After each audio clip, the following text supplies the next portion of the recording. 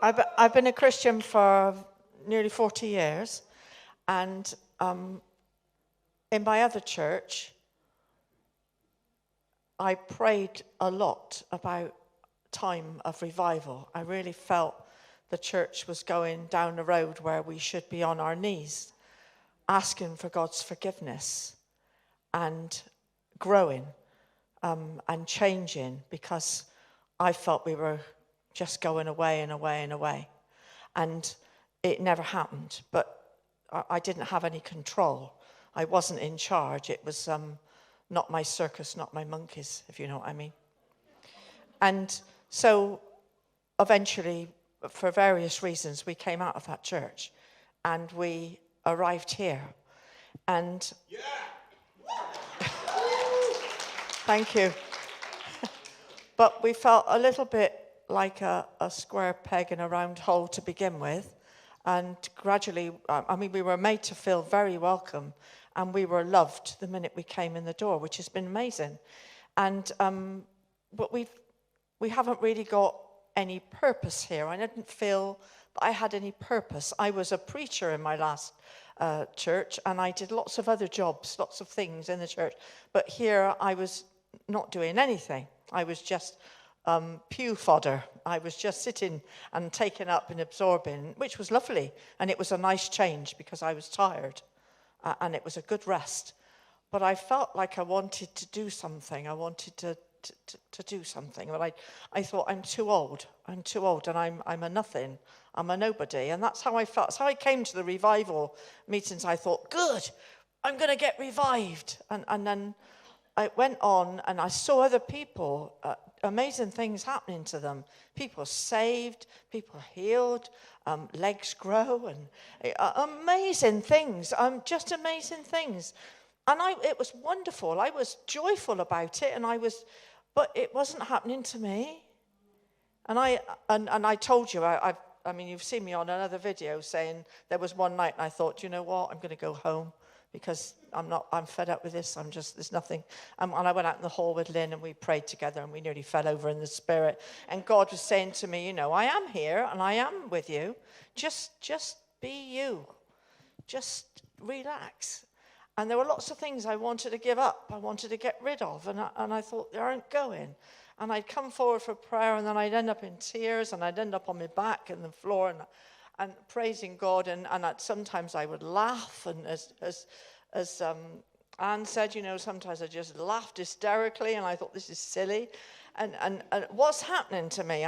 Nothing's really happening. I still don't feel any good. I don't feel any good.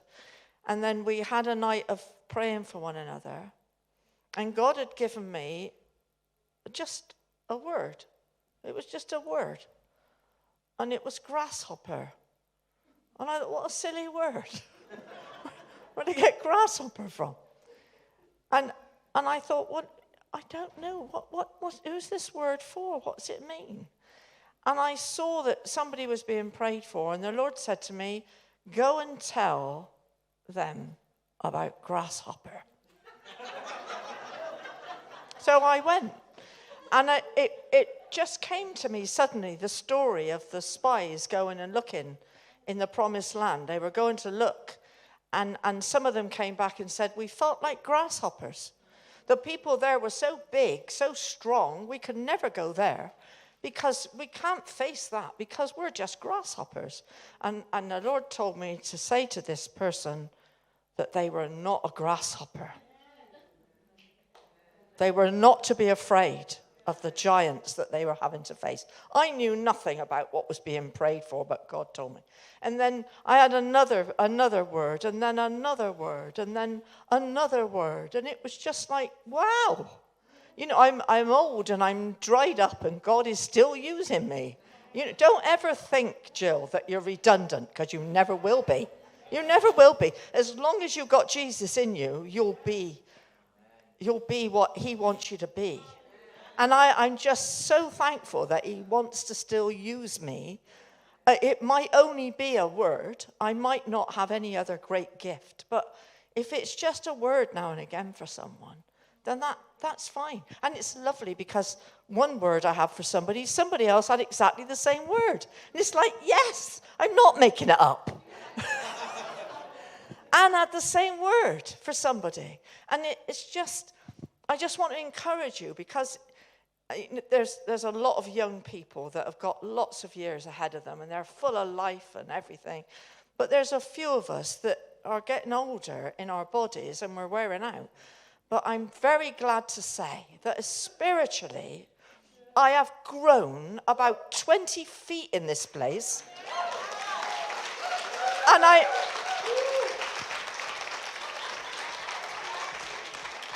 I've shouted myself silly. And I've told you, I felt like doing cartwheels.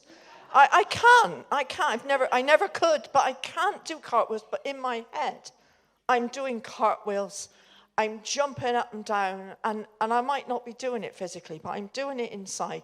And I'm growing and growing and growing. And as I get older, I'll probably shrivel a little bit more.